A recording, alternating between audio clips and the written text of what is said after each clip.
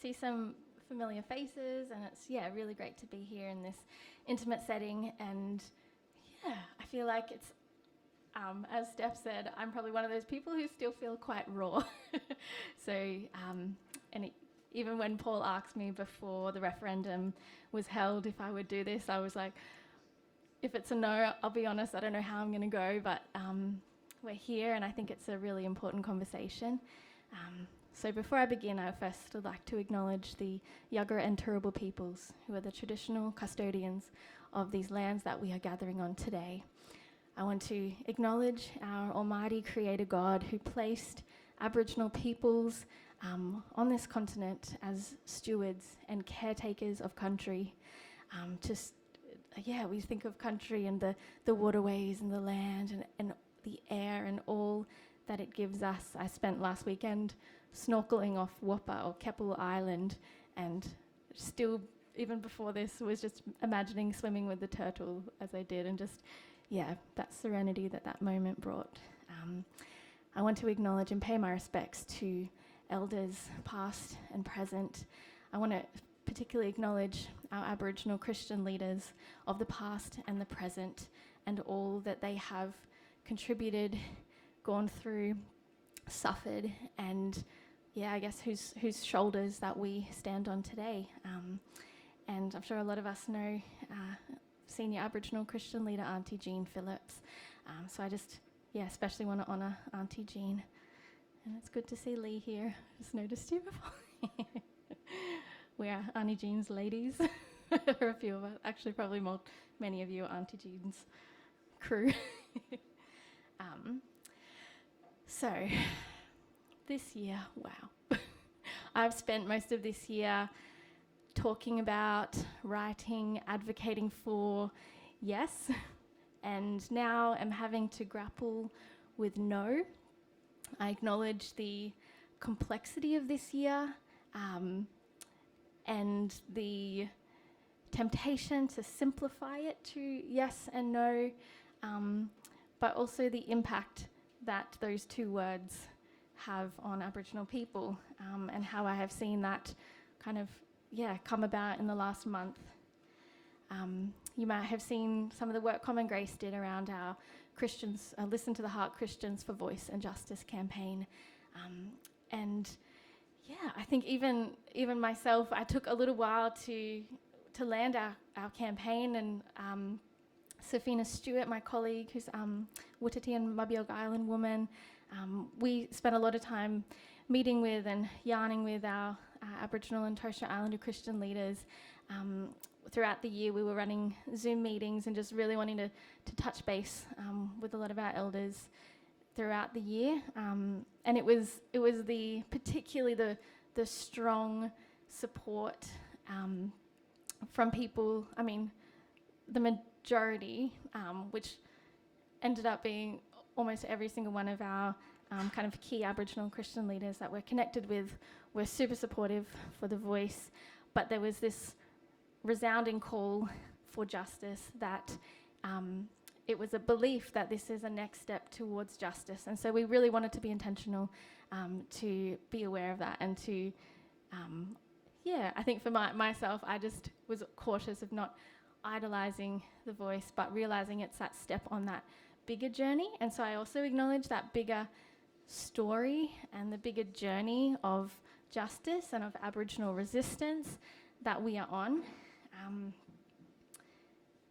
And I think for me, in reflecting on this year, there are certain metaphors and analogies that have been coming up. You might have heard about kind of this year being a bit of a mirror that reflects back to us some of the reality and the state of our nation, a thermometer that is revealing the temperature of where we're at and how far we still have to go.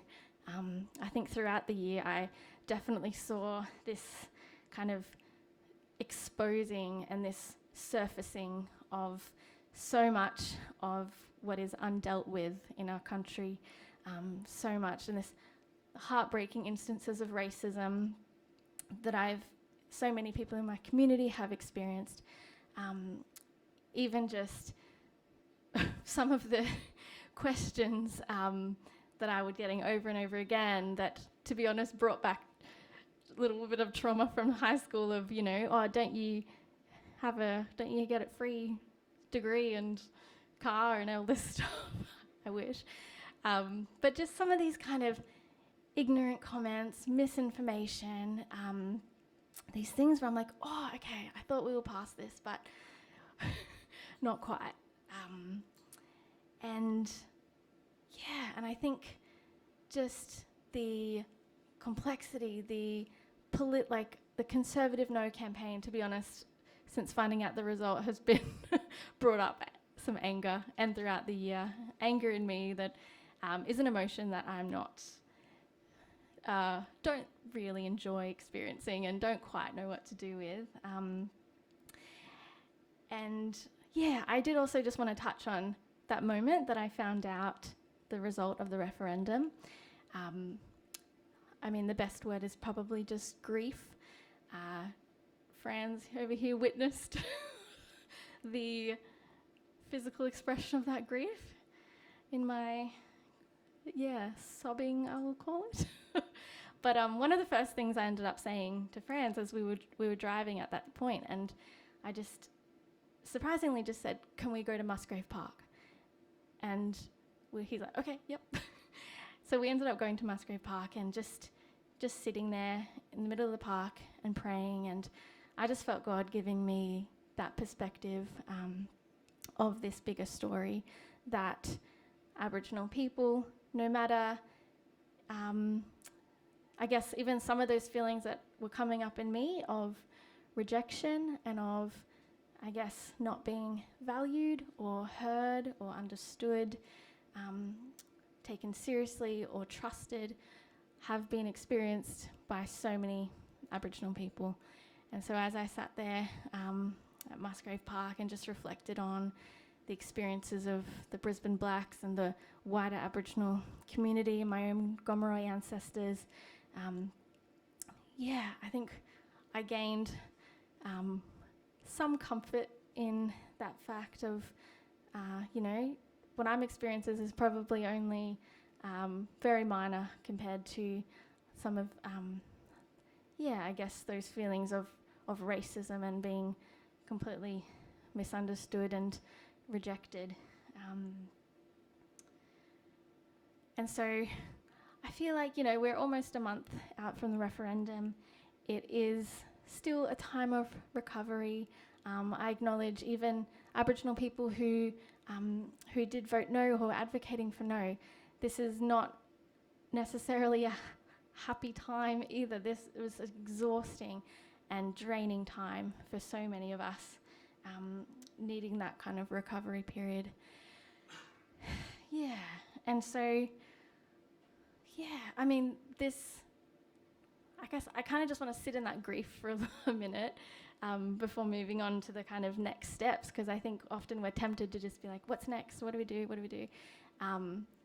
But I think sitting in the grief is very important, and we saw the week of silence that some of the Aboriginal people leading the Yes campaign called for, and a lot of my family members and friends have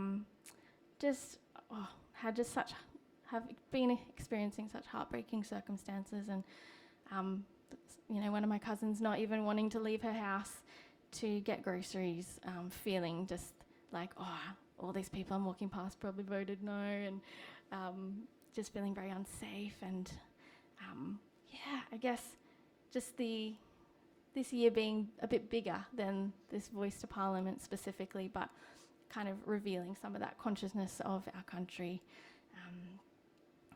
And I think in reflecting on this year, for me, one of the biggest hopes and challenges is the fact that so many millions of people have been mobilised to, in conversation, in awareness, in the necessity to walk this journey with us, that there is such a journey to go. And so I think the challenge and the hope is to keep people on this journey that we've already been on for so long. And in terms of kind of these next steps, I think throughout the year as well, Auntie Jean continued to just bring it home that it's about our people and the experiences. Like, she brings it back to, the families we work with in Logan, the poverty that our people are experiencing, the incarceration rates of our young people and our adults as well. I think this reality of grief, of suffering, and God being in all of that, and so not kind of taking our eyes off that reality. And also truth telling is a crucial element. Auntie Jean says that I guess we will never move forward in this country, we will never have revival unless we have told the truth of our shared history, and that it is only through the cross that we can actually do this. And so, I suppose my hope is that we will continue this journey in a greater strength, in a greater, with a greater passion, and that the church will actually lead the way in this. I think churches have a unique kind of responsibility as well in some of that truth telling, in our faith convictions and values, and in standing up for justice and for treaty. I think we look at the Uluru Statement from the Heart, which I still was surprised even on referendum day people had not heard of the Uluru Statement from the Heart. But that is still very relevant, and so we do still call for voice, treaty and truth. I could say much more, but I'm out of time. But thank you everyone for listening.